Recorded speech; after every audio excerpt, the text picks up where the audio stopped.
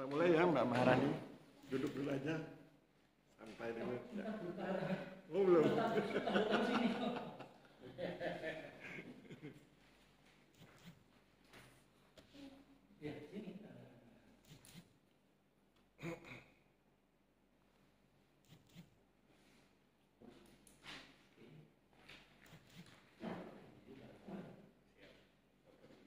Ya, duduk dulu. Sudah, ya, kita mulai. Bismillahirrahmanirrahim. Assalamualaikum warahmatullahi wabarakatuh. Salam sejahtera buat kita semua. Yang saya hormati Pak Imbiri, Pak Farid, Mbak Maharani. Hari ini atas izin Tuhan Yang Maha Esa kita akan mengadakan ujian skripsi. Acaranya itu nanti diawali dengan Mbak Maharani presentasi 10 menit. Kemudian sesudah itu nanti akan diuji pertama oleh Pak Imbiri, kemudian Pak Farid dan terakhir saya. Tapi sebelum mulai, yuk kita berdoa sesuai dengan agama kita masing-masing. Mudah-mudahan acara hari ini diberkahi Tuhan. Doa dipersilahkan.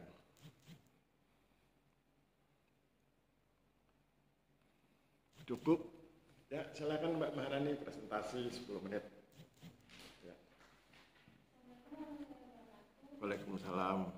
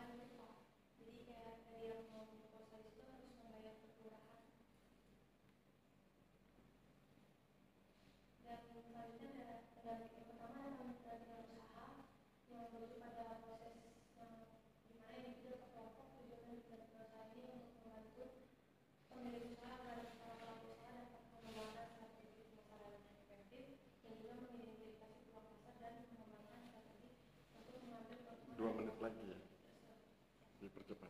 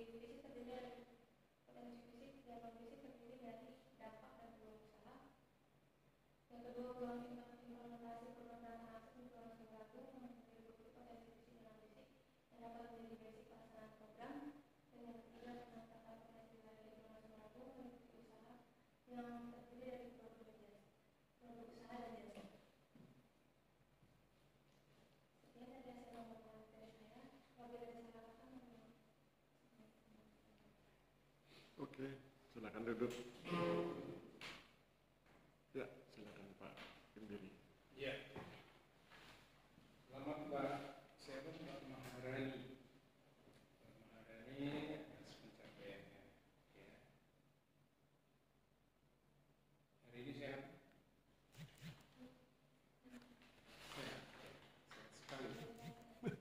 Ya, saya beri masukan terkait dengan ya, kita bisa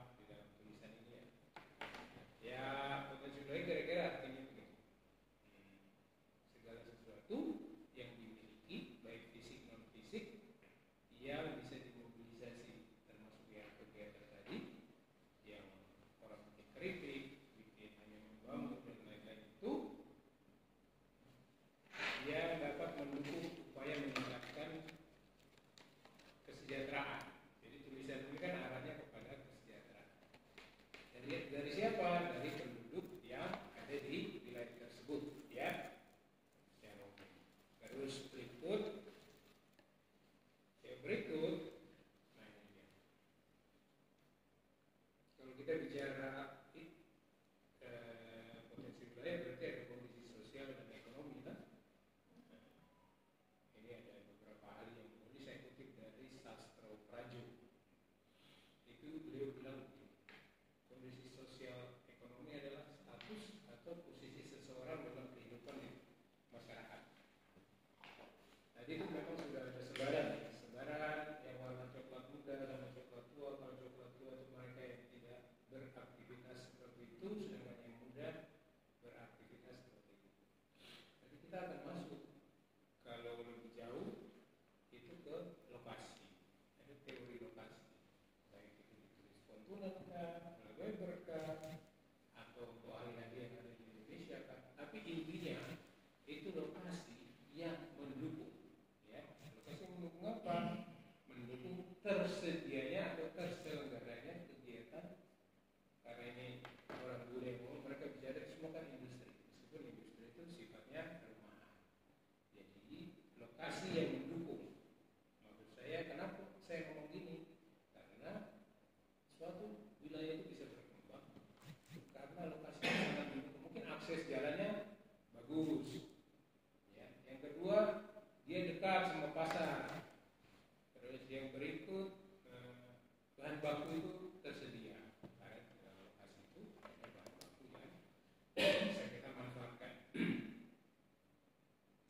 Kemudian kita bicara kondisi sosial ekonomi itu kan ada lima parameter ya.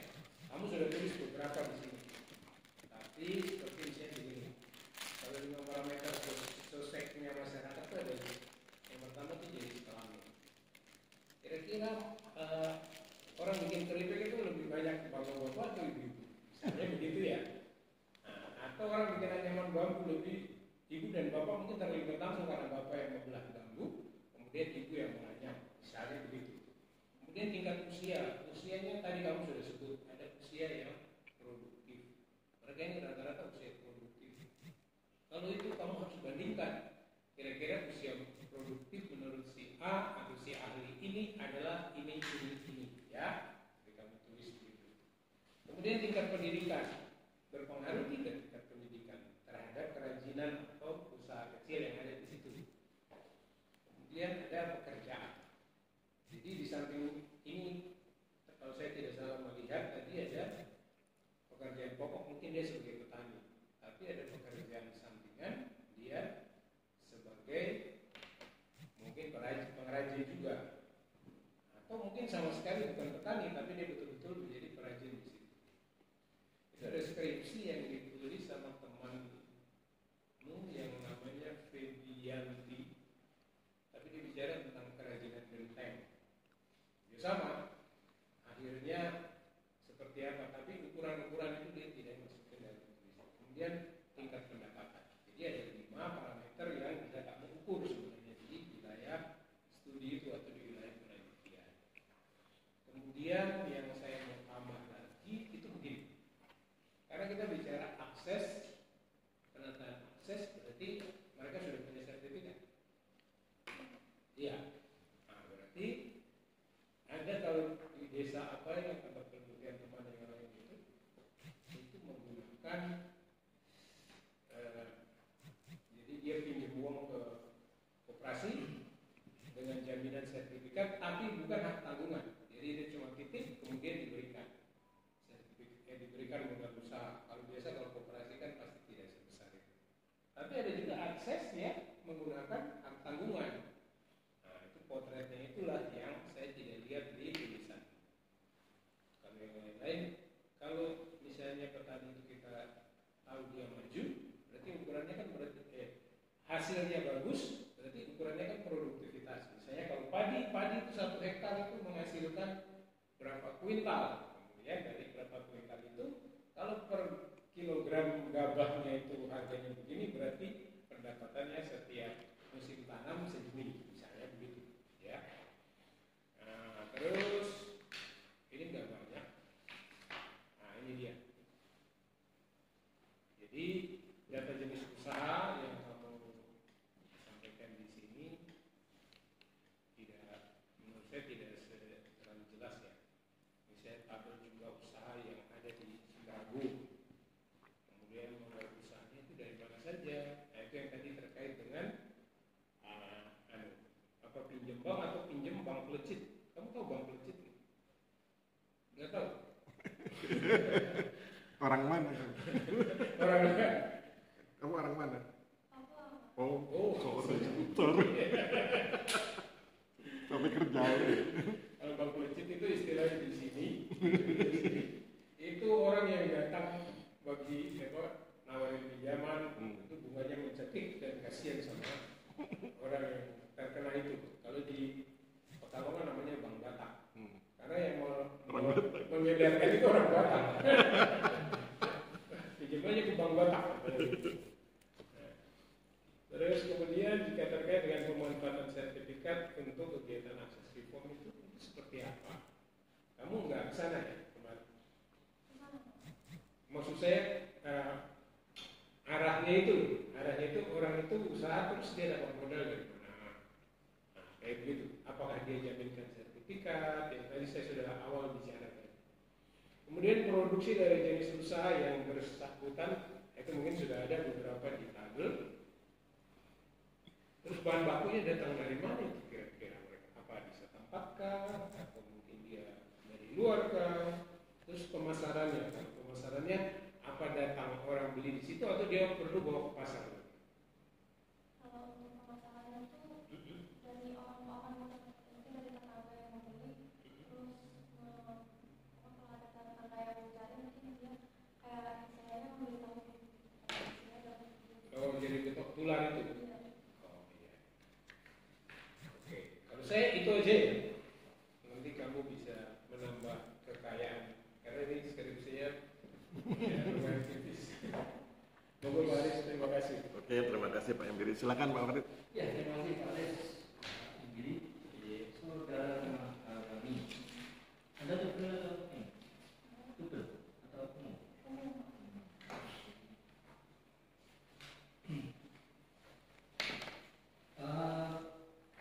Kenapa Anda ingin menuju tentang penataan akses informasinya penataan akses?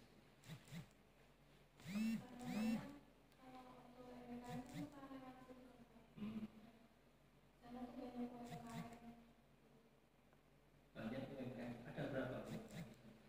Enggak banyak, tapi Banyak, nggak banyak, tapi ada berapa sih? 5 atau 6. Itu satu desa atau satu desa? Satu desa. Hanya 6, sedikit banget. Itu tersebar. Oke. Baik, itu UMKM. Berapa UMKM? Oke. Terus kemudian pada waktu ini kan penataan akses siapa yang mengkoordinir? Ini penataan akses itu siapa? Yang menata? Pemerintah siapa? Bisa BPN atau BPN. Terus ada nggak tolak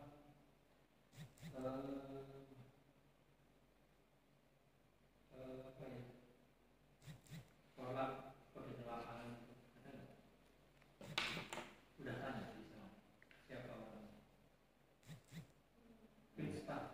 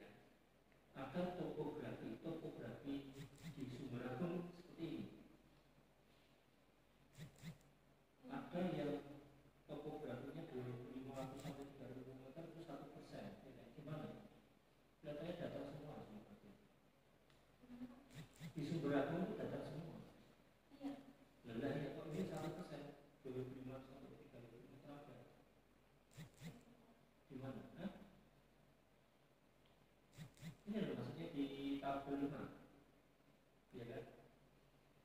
Ini berapa ada wilayah? Enggak ada. Ini kan 2005 itu kan 1%. 1% dari seluruh wilayah berapa?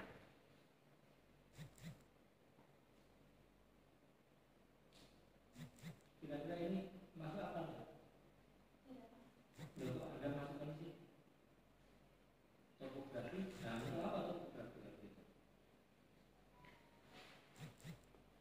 Terus hidrologi masuk dari keadaan air tanah statis dan dinamis itu apa sih? Saya ingin tahu. Anda kan sudah masuknya pasti Anda sudah paham. Apa arti dari keadaan air tanah statis dan dinamis? Dinamis apakah semacam runoff atau apa? Maksudnya apa? Hidrologi.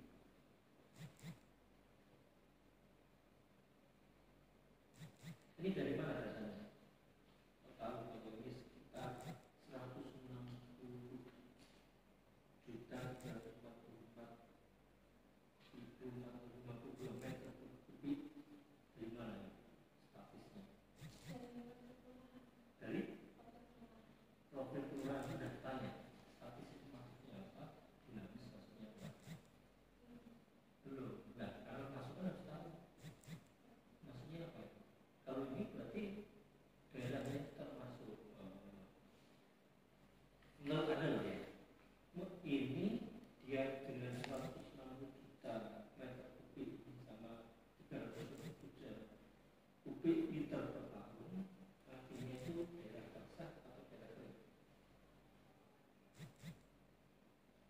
Kalau itu iya. Anda masukin data harus tahu. Sudah apa? Daerah kering. Harusnya berapa? Kalau daerah itu apa? Cadangan airnya banyak itu harus berapa? Berapa juta meter kubik per tahun?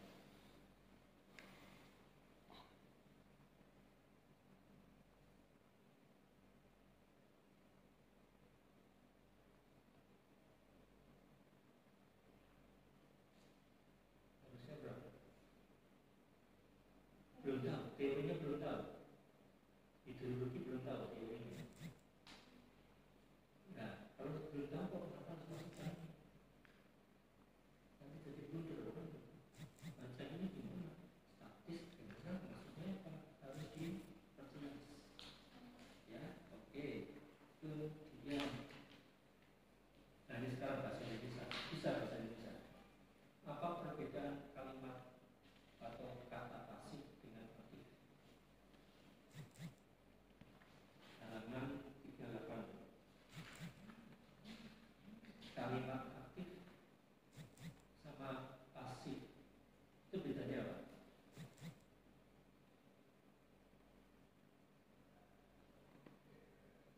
Kalimat aktif itu apa? Kalimat pasif itu apa? Coba berikan contoh saja.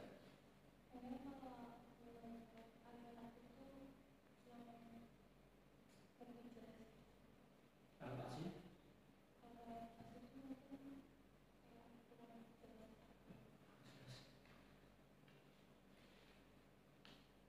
ini loh, di paragraf 2 coba Anda baca.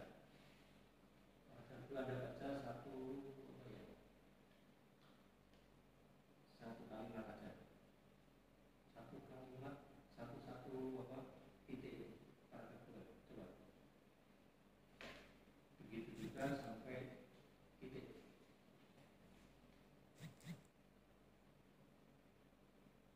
Tiba-tiba UMKM yang tadi di Baru, UMKM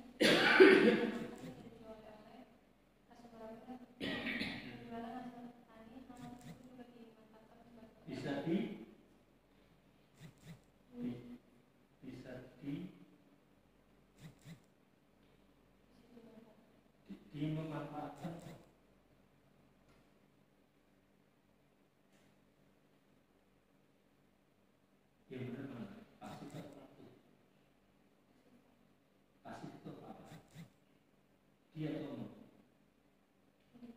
Di. Pasif itu di. Mau itu apa? Aktif atau pasif? Aktif. Nah, kita tahu. Kok bingung? Oke, itu kemudian menurut Anda, tapi saya nyambung dari pertanyaan dari Pak Giri, modal yang digunakan oleh Anda menjadi mampu UMKM tadi ya? Berapa? Modal yang digunakan oleh UMKM. itu untuk modalnya hanya dari modal sendirian. Bukan dari sertifikat. Jadi Nah, kayak penataan aksesnya ada di mana? tapi hanya ada yang saya tahu itu mereka modalnya sendiri. Modal sendiri berarti dia sudah jadi. Nah, makanya itu penataan aksesnya gimana? Kan harusnya penataan aset, setelah aset baru akses kan. Reforma agraria itu. Nah, penataannya gimana? Nah, udah jadi kok ngapain ada jadi? Jadi bukan penataan akses. Tapi memang ada di sana reforma agraria di kantor Sleman, kantor Sleman. Memang ada di Florida. Di Sumber Agung. Ada.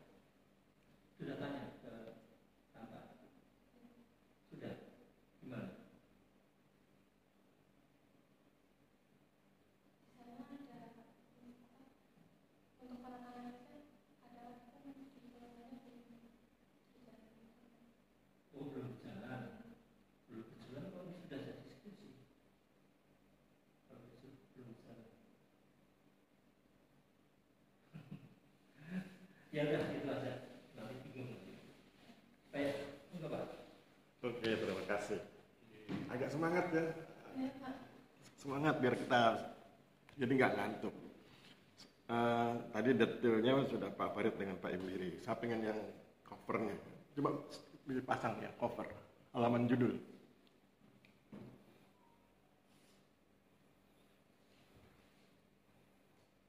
Oke, ya. Nah, saya pengen kamu jelaskan dengan semangat ya.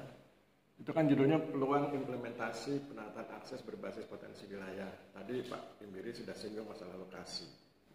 Pertanyaan saya, memungkinkan nggak kalau judulmu diubah? Misalnya potensi wilayahnya kita ganti jadi potensi daerah.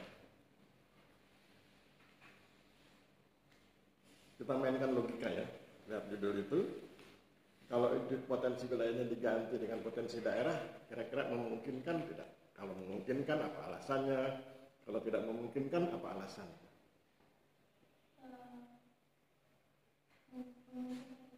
Wah, langsung nggak lulus kalau kamu kayak gitu. Masa baru cover aja sudah kalah. Harusnya kamu bilang tidak memungkinkan Pak, begitu. Iya, ujian skripsi itu kan mempertahankan pendapat, bukan langsung detik pertama sudah menyerah. Nggak boleh itu, saya nggak suka mahasiswa yang mudah menyerah. Saya pengen mahasiswa itu agak nakal sedikit, ngeyel. Bagi saya itu bagus ya. Kenapa tidak memungkinkan potensi wilayah diganti dengan potensi daerah? Itu ya, pertanyaan detailnya adalah apa bedanya wilayah dengan daerah? Kalau wilayah menurut saya yang terdapat di wilayah tersebut. Kalau daerah di daerah tersebut. Iya. Salah. Ayo semangat ya, gue jawab semangat karena saya suka wanita yang semangat, saya suka mahasiswa yang semangat. Benar salah itu urusan nanti, yang penting semangat dulu. Kenapa wilayah tidak bisa diganti dengan daerah? Karena wilayah berbeda dengan daerah. Ya, definisi ilmiahnya berbeda. Apa yang membedakan? Kalau wilayah menurut saya yang terdapat di wilayah. Terus kalau daerah? Kalau daerah itu semua. Siapa bilang? Saya kan boleh bilang daerah Desa Sumber Agung, oke? Saya juga boleh bilang wilayah Desa Sumber Agung. Perbedaannya adalah wilayah itu cenderung aspek geografisnya yang ditekankan. Itu wilayah. Kalau daerah itu aspek administratif. Jadi ketika kamu ngomong daerah Desa Sumber Agung, kamu sedang bicara tentang Desa Sumber Agung dalam perspektif administratif. administrasi pemerintahan. Tapi ketika tadi Pak Biri bilang ada apa topografis, Pak Farid itu tadi mendalam, ada topografi, ada yang fisik, ada yang non fisik, itu berarti wilayah. Karena geografis itu kan fisik dan non fisik ya. Jadi kamu harus berani bilang nggak bisa Pak Aris, nggak bisa potensi wilayah diganti menjadi potensi daerah gitu tuh. Oke, sekarang ulangi. Kenapa potensi wilayah tidak bisa diganti menjadi potensi daerah? Dengan bahasamu. Karena kalau potensi daerah itu berbicara tentang Yang keras. karena kalau potensi daerah berbicara tentang daerah tersebut. Kalau potensi wilayah, Potensi wilayah itu lebih tidak mungkin. jangan gunakan kata mungkin, kita ilmiah. Ya. Kalau wilayah lebih ke menurut saya lebih ke yang disorot. Salah. Ya, saya harus tegas mengatakan salah. Saya ulang kalimatnya. Wilayah berbeda dengan daerah. Kalau bicara wilayah itu ada aspek geografisnya. Kalau daerah aspek administratif. Kalau kamu ngomong daerah Desa Sumber Agung berarti kamu sedang bicara tentang Desa Sumber Agung dalam perspektif administratif, terutama pemerintahan desanya. Kalau kamu ngomong wilayah Desa Sumber Agung berarti kamu ngomong tentang aspek geografisnya. Kalau ngomong aspek geografis seperti yang disampaikan Pak Farid dan Pak Imbiri, itu ada unsur fisik dan non fisik. Oke? Ulang. Mengapa potensi wilayah tidak dapat diganti menjadi potensi daerah? Karena kalau wilayah itu berbicara tentang geografis. Terus jangan berhenti. Karena potensi wilayah bicara tentang geografis sedangkan gitu loh. Kalimat kan nggak boleh digantung. Orang sudah nunggu nih mau ngomong apa. Terus kamu berhenti lagi. Nggak boleh. Sarjana itu tegas. Boleh nakal, boleh ngeyel, tapi tegas dan suaranya keras. Perempuan boleh keras kok suaranya. Kenapa tidak boleh diganti menjadi potensi daerah? Karena kalau potensi daerah itu kan berbicara tentang wilayah Sumber Agung. Potensi daerah bicara tentang administratif. Potensi wilayah bicara tentang geografis. Sedangkan kamu, skripsimu ingin bicara tentang geografis. Ingin bicara tentang potensi fisik dan non fisik. Ya, maka kemudian skripsimu judulnya adalah potensi wilayah. Ulang. Mengapa potensi wilayah tidak bisa diganti menjadi potensi daerah? Karena kalau potensi daerah berbicara tentang administrasi, dan kalau wilayah itu berbicara tentang geografis yang isinya potensi dengan. Nah, begitu. Harus berani. Ya, mahasiswa itu harus berani. Salah benar itu urusan nanti, yang penting berani dulu. Ya, oke. Sekarang kita geser. Itu kan judulnya potensi wilayah ya. Terus kamu gunakan kata peluang di depannya. Kenapa kamu gunakan kata peluang? Kenapa kamu tidak langsung saja implementasi penataan akses berbasis potensi wilayah? Kenapa gunakan kata peluang? Karena kalau menurut saya peluang dari Desa Sumber Agung atau pemerintah desa bisa memberikan peluang kepada para pelaku usaha. Apa bedanya kalau judul skripsimu menggunakan kata peluang dengan judul skripsimu tidak menggunakan kata peluang? Karena tidak menggunakan kata peluang, menurut saya mungkin dari pemerintah desa. Jangan gunakan kata mungkin, kita ilmiah. Kalau menurut saya, kalau tidak menggunakan kata peluang dari pemerintah desa atau dari pelaku usaha mungkin tidak mendapatkan peluang atau tidak memberi peluang. Peluang itu sama nggak dengan oportunitas? Nggak ada di skripsimu, kita mainkan logika kan udah semester akhir tuh. Kan katanya boleh nanya di luar materi. Apa bedanya peluang dengan oportunitas? Atau mungkin itu sama ya, tidak harus dibedakan. Kalau memang kamu menganggap Pak Aris itu sama, oke, apa persamaannya? Kalau itu berbeda, apa bedanya? Peluang itu sama nggak dengan oportunitas? Oke, kalau sama, sekarang kita gunakan analisis SWOT ya. Pernah dengar tuh? Strength, weakness, opportunity, threat. Nah, kalau kamu menggunakan analisis SWOT, ada kata opportunity, itu apa yang diamati? Apa yang diamati dalam konteks oportunitas ketika kamu menggunakan analisis SWOT? Strength, weakness, opportunity, threat. Apa? Jawab aja, salah nggak apa-apa. Sekarang gini, kita pelan-pelan. Kita kan akan mengamati Desa Sumber Agung nih. Oke, waktunya masih banyak nih, masih bisa 20 menit. Kita akan mengamati Desa Sumber Agung. Terus kamu ingin mengamati peluangnya. Nah, kalau kamu ingin mengamati peluangnya, yang kamu amati apanya?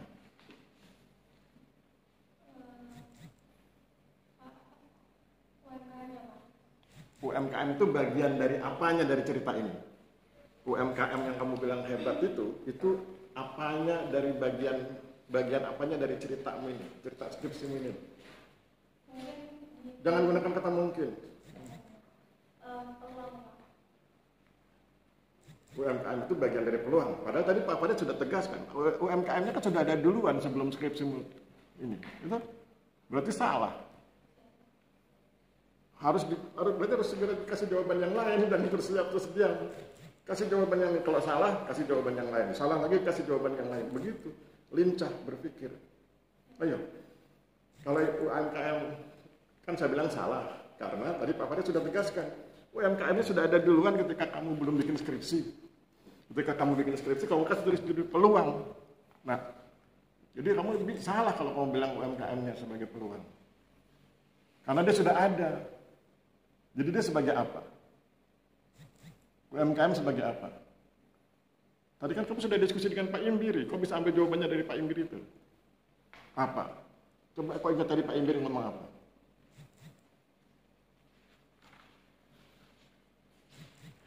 Jadi saya tanya, harusnya kau bisa ambil jawaban dari Pak Farid, ambil jawaban dari Pak Imbiri, karena ini hanya penegasan. Nggak ada deskripsimu. Kita mainkan logika ini. Saya nggak buka skripsimu loh. Saya cuma buka covernya. UMKM itu sebagai apa dalam cerita besarmu ini loh?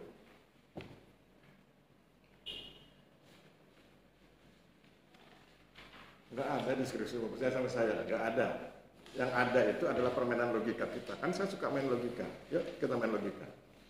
Oke, ada UMKM. UMKM itu ada sebelum skripsimu ada. Terus kemudian kamu bikin skripsi dengan judul seperti ini. Maka pertanyaan saya adalah, UMKM ini dalam cerita besarmu itu berada di posisi yang mana itu loh dari judulmu itu?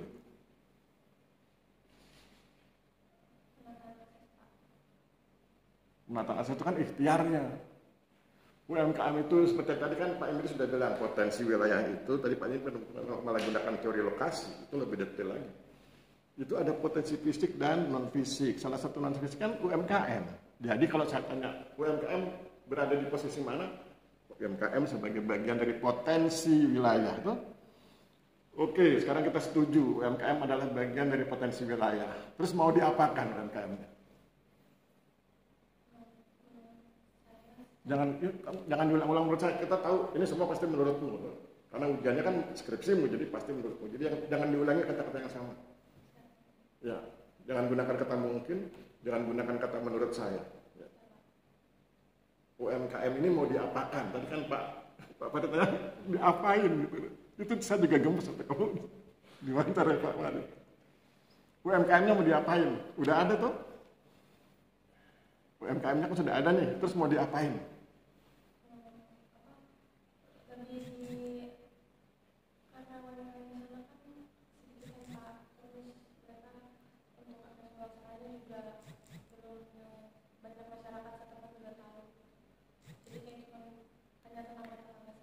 Itu yang kamu sampaikan tuh latar belakang. Yang saya tanyakan mau diapakan berarti ke depannya prospeknya. Kalau saya nanya prospek, jawabannya jangan latar belakang. Jawabannya ke masa depan. UMKM-nya mau diapain? Jawabanmu kan sekarang sedikit, itu kan latar belakang. Oke, saya terima itu sebagai data. Tapi mau diapakan itu loh? Mau diapakan? Lebih dikenal oleh masyarakat. Dalam terminologi manajemen disebut apa? Dikenal oleh masyarakat dalam teori manajemen disebut apa? Ini saya nanya jawabanmu yang menimbulkan pertanyaan. Disebut apa ingin lebih dikenal oleh masyarakat? Kalau kamu ini terkenal, Ayo, happy aja, jangan tegang lah, kita santai kok. Kita ngujinya santai, masa yang juga santai. Ngomong aja, waktunya masih banyak ini, jangan main waktu. Masih 20 menit. Kalau ingin dikenal masyarakat, berarti itu apa? Terminologinya apa? Sudah pernah dengar kata popularitas, sudah pernah dengar ya? Oke, bagaimana caranya agar bisa dikenal? Diberi pemasaran ya Pak, karena masyarakat produk sendiri belum dikenal oleh masyarakat. Oke, jadi caranya gimana? Supaya dikenal. Bagaimana caranya supaya dikenal? Mungkin Jangan gunakan kata mungkin. bisa mengadakan setiap mungkin pameran, karena menurut saya Itu dalam teori manajemen masuknya di aspek mana itu? Aspek apa yang mau ditekankan di situ dalam konteks itu? Supaya dikenal itu aspeknya apa namanya apa? Terminologi dikenal itu kan populer ya. Agar populer maka kemudian dibutuhkan apa gitu? Apa? Masa pelatihan. Tadi kau sudah bilang aset pemasaran, garis bawahi kata pemasaran. Berarti UMKM itu mau dikembangkan, gitu toh? Dikembangkan dalam hal apa? Dalam hal pemasaran. Itu loh yang tadi dikejar-kejar Pak Farid, itu jawabannya. Jadi UMKM sudah ada, oke. Sekarang ada kegiatan penataan akses, baik UMKM itu mau diapakan? Oh, ditingkatkan kemampuan memasarkan, bisa online, bisa offline, gitu toh? Oke. Selain pemasaran, apalagi yang penting dalam rangka pengembangan UMKM?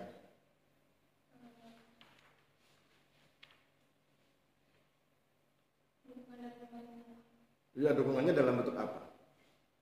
Bisa dari pemerintah bisa melaksanakan ada kayak organisasi yang dengan para pelaku usaha yang lebih sudah lebih unggul atau Terlalu rumit. Apalagi selain itu, yang kamu sampaikan barusan terlalu rumit, jadi saya coret ya. Sederhana aja, apa yang dibutuhkan dalam rangka pengembangan UMKM? Pemasaran oke, ya. Berikutnya, bantuan dari pemerintah berupa pelaksanaan atau dari kayak sosialisasi untuk UMKM. Biar sosialisasi kan masuk di pemasaran. Apalagi selain itu? Kamu tadi diskusi lama dengan Pak Imbiri, masa kamu lupa? Pak Imbiri bilang permodalan. Pak Imbiri tadi singgung. Jadi penataan akses loh, berarti ada penataan akses loh, berarti ada sertifikasi loh, sertifikat kemudian bisa diagunkan. Tadi Pak Ingrid bilang tidak harus bank, koperasi juga bisa, dititip di koperasi. Itu kan namanya permodalan. Berarti ada dua hal yang akan dikembangkan tuh. UMKM dikembangkan lewat cara perbaikan permodalan, perbaikan pemasaran. Apalagi yang lain?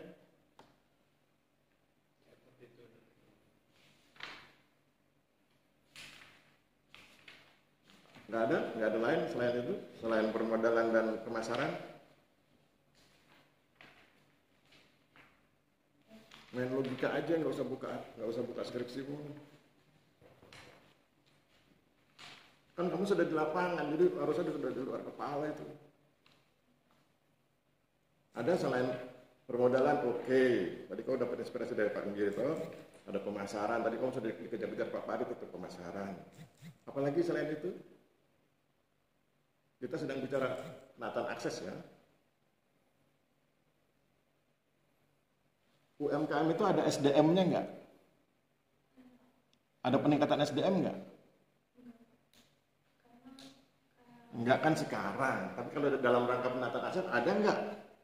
Ada, berarti dibutuhkan peningkatan SDM. Berarti ada 3 yang perlu dikembangkan tuh. Ada 3 yang perlu dibantu, permodalan, pemasaran, dan peningkatan SDM tuh. Oke, dari 3 poin itu yang mana yang butuh pelatihan? Pemasaran butuh pelatihan enggak? Permodalan butuh pelatihan enggak? Berarti 3-tiganya butuh pelatihan. Jangan tidak cermat menjawab. Ya, 3-tiganya butuh pelatihan. Pelatihan SDM biasanya dalam bentuk apa? Konkretnya seperti apa? Pelatihan SDM itu konkretnya seperti apa?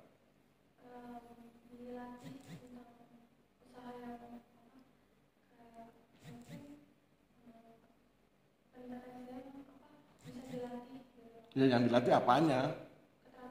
Keterampilan dalam hal apa? Jangan gunakan kata mungkin. Saya nggak suka dengan kata mungkin. dengan bambu itu Pak. Oke. Tidak semua orang bisa. Berarti yang dilatih adalah keterampilan sesuai dengan bidangnya masing-masing, plus apa lagi? Kemampuan usaha, manajerial, kemampuan berbisnis. Oke. Itu pelatihan SDM. Kalau pelatihan pemasaran bentuknya seperti apa? Bisa berupa pameran atau Kalau pameran itu bukan pelatihan. Pelatihan, ini kita sedang bicara pelatihan ya. Pelatihan pemasaran itu konkretnya seperti apa? Apa yang dilatih? Apa isi pelatihannya kalau untuk pemasaran? bisa melakukan pelatihan mungkin Jangan gunakan kata mungkin. Mulai hari ini kamu hentikan ya kata mungkin itu ya. Kamu berdoa sama Tuhan ya. Tuhan izinkan aku tidak lagi menggunakan kata mungkin. Ya. Karena itu mubazir kata-kata itu, nggak berguna. Ya. Apa itu? untuk pelatihan bisa berupa pelatihan yang sesuai dengan Pelatihan pemasaran apa yang dilatih? Isinya apa kalau pelatihan pemasaran itu? Isinya pemasaran tuh, bagaimana cara menjual, tuh, how to sell, tuh, bagaimana menjual dari mulai menjual produk, menjual jasa, dan menjual layanan tuh. Oke, itu. Kalau permodalan apa pelatihannya? Ya, isi pelatihannya apa? Permodalan. Kalau kamu staf saya kepala kantor, Mbak, tolong bikin pelatihan permodalan ini uangnya. Apa yang mau kamu kerjakan? Mbak, tolong bikin pelatihan permodalan buat beberapa UMKM. Ini uang untuk pelatihannya. Apa yang mau kamu kerjakan?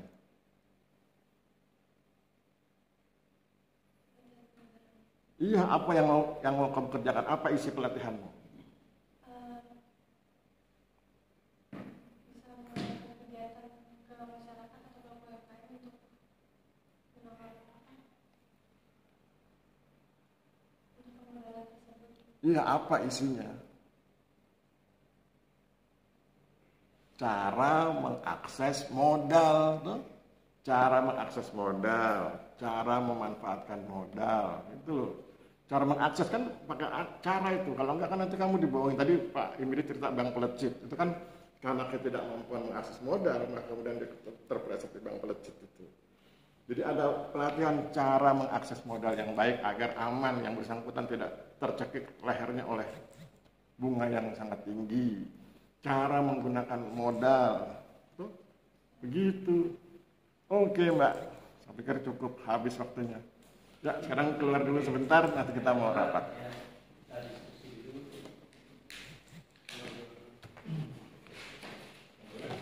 Oh ya.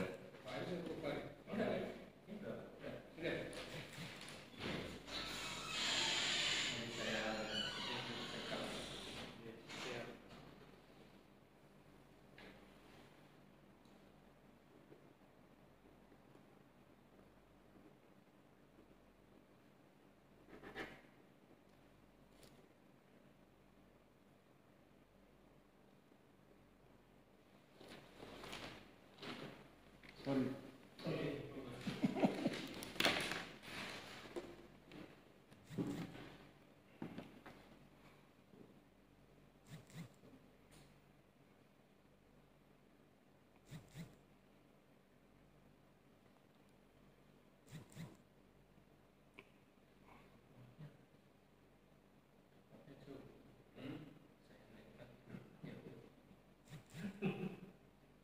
Itu yang punya saya masih kurang satu aja.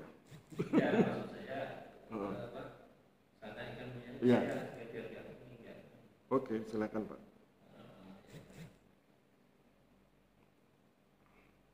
Iya Pak, pada terlalu rendah. Tapi mengambil. Itu yang atas double tuh Pak, pada 8. Iya.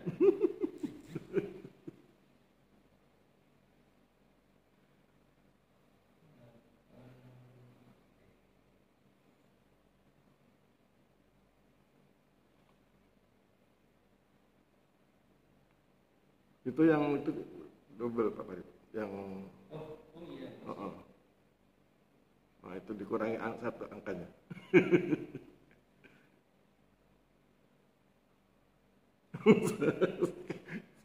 Salah lagi Pak Farid. Iya. Nggak pakai kacamata? Oke. Belajar untuk tidak pakai kacamata. Oh ya, satu lagi. Ya, pas. Terus hasilnya? Hasilnya A per B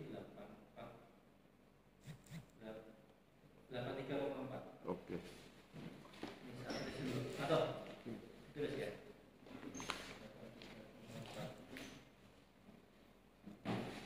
Ini dapat AB ya kalau gitu. Iya. Ini Itu sudah pas. kalau apa yang berat kan? Itu ya. Oh iya. Iya. Katanya tinggi, tapi kalau apalagi betul tinggi. Iya, tapi kalau ini masih bisa dimaafkan. Makanya pertama ini tanyakan betul nggak? Kalau betul, dia ini Terus standarnya lebih anu ya. lebih tinggi.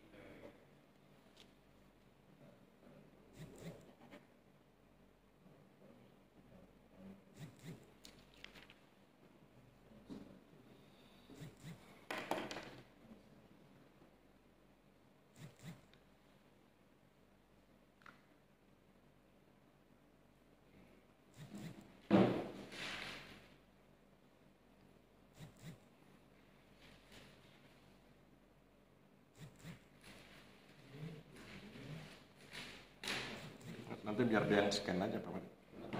Biar dia yang. Oh ini belum diisi. Pakai ini aja, pakai linknya pas tadi. Kan kita dikasih, Oh iya itu juga bisa. kita download aja. Itu belum diisi. Oh iya. Angka-angkanya Angkatnya saya isi sesuai dengan sini ya. dengan sistem. Hitung sendiri males. Itu langsung masuk anu di sistem Iya, yang papar ya. sudah. Enggak, linknya kita download sendiri.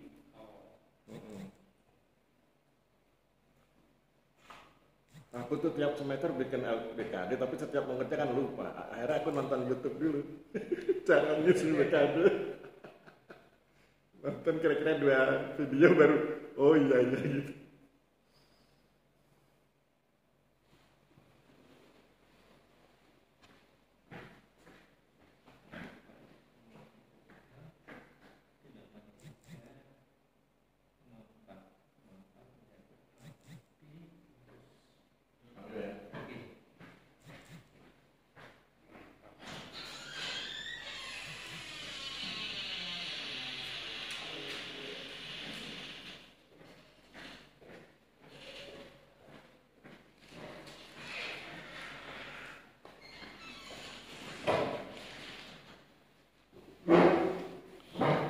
Silakan duduk, Mbak Maharani. Oke ya, saya akan bacakan berita acara. Tapi sebelum saya bacakan berita acara, ada beberapa hal yang ingin saya ingatkan. Pertama, jangan lagi gunakan kata mungkin ketika kamu sudah memiliki data tentang sesuatu. Data itulah yang menghapus kata mungkin itu. Ya. Kamu mengambil keputusan sebagai ilmuwan, sebagai sarjana, kamu hanya boleh mengambil keputusan berdasarkan data. Kalau tidak ada datanya bilang, oh maaf saya belum bisa ambil keputusan, belum bisa ambil kesimpulan karena datanya belum ada. Jadi tidak ada kata mungkin. Ya. Itu. Terus yang kedua, kamu harus pede. Dari manapun asalmu, Papua, Aceh, Kalimantan, Sulawesi, bagi saya nggak penting. Yang penting pede. Saya pengen mahasiswa saya itu pede. Kan sudah latihan militer, kan? Suaranya harus keras itu. Ya. Laki-laki perempuan sama itu. Ya. Oke, saya akan bacakan berita acaranya. Hari ini, Jumat, 2 Agustus 2024, telah menempuh ujian skripsi, nama Maharani. Tadi kami bertiga diskusi, kami bertiga sepakat, Anda dinyatakan lulus, tapi harus diperbaiki, karena tadi hasil kritiknya Pak Farid dengan kritik Pak Imbiri banyak sekali kesalahanmu. Kalau saya kan cuma main di judul ya, cuma di cover. Tapi dari Pak Farid dengan Pak Imbiri banyak kesalahan, jadi harus kamu perbaiki. Kemudian kamu dikasih waktu sampai tanggal 9 Agustus 2024, kira-kira seminggu begitu ya. Harus segera diperbaiki, kalau enggak nanti kita ujian ulang. Terus kemudian nilai ujian skripsimu adalah A per B. Ya. Saya pikir demikian. Sebelum kita tutup, ada yang ingin kau sampaikan 1 menit buat kami bertiga? Kamu boleh kritik kami bertiga. Terlalu galak. Ya. Sudah. Oke, silakan Pak Imbiri nasihat. Iya. Ini kan kamu sekarang sudah sarjana. Apa yang kamu tulis adalah yang kamu bertanggung jawabkan. Makanya tadi Pak Aris nanya, meskipun tidak masuk ke dalam masih di putaran judul, itu sebenarnya persiapanmu harus terkait dengan ketika saya menulis ini, berarti aspeknya apa saja, kan begitu, ya. Tapi ya overall kamu sudah menulis, sudah berusaha untuk sampai ke sana, dan harus menurut saya itu harus lebih banyak. Oh ini kalau bicara ini, oh kaitannya ke sini, bicara ini kaitannya ke sini. Itu aja sebenarnya. Supaya ketika ditanya, karena skripsi itu pertanyaannya bersifat sangat umum terkait dengan itu, makanya kamu harus siap. Nah, terus kemudian kalau sudah sekarang pulang ke tempatmu, sikapmu adalah sarjana. Kalau kamu baru datang ke sini kan kamu bukan sarjana, tapi setelah pulang kamu sarjana yang paham tentang pertanahan. Jadi itu kira-kira misi nanti kembali ke daerah. Itu dari saya. Oke, silakan Pak Farid. Oke, terima kasih Saudara Madani. Kalau Anda sudah lulus dan sudah jadi sarjana, tetap jangan berhenti belajar. Belajar tidak hanya di bangku kuliah atau bangku sekolah, tapi belajar di awal kita belajar, semua belajar, bahkan belajar dengan anak-anak kecil juga itu sangat kecil. Kita harus selalu menimba dengan yang bagus, ya, perbarui pengetahuan Anda, dan yang penting tetap pede belajar. Ya, belajar. Oke, terima kasih Pak Farid. Jadi saya pikir cukup ya dari Pak Farid dan Pak Imbiri. Saya akhiri, mohon maaf kalau ada kesalahan. Wabillahi taufiq wal hidayah. Wassalamualaikum warahmatullahi wabarakatuh dan selamat siang. Terima kasih.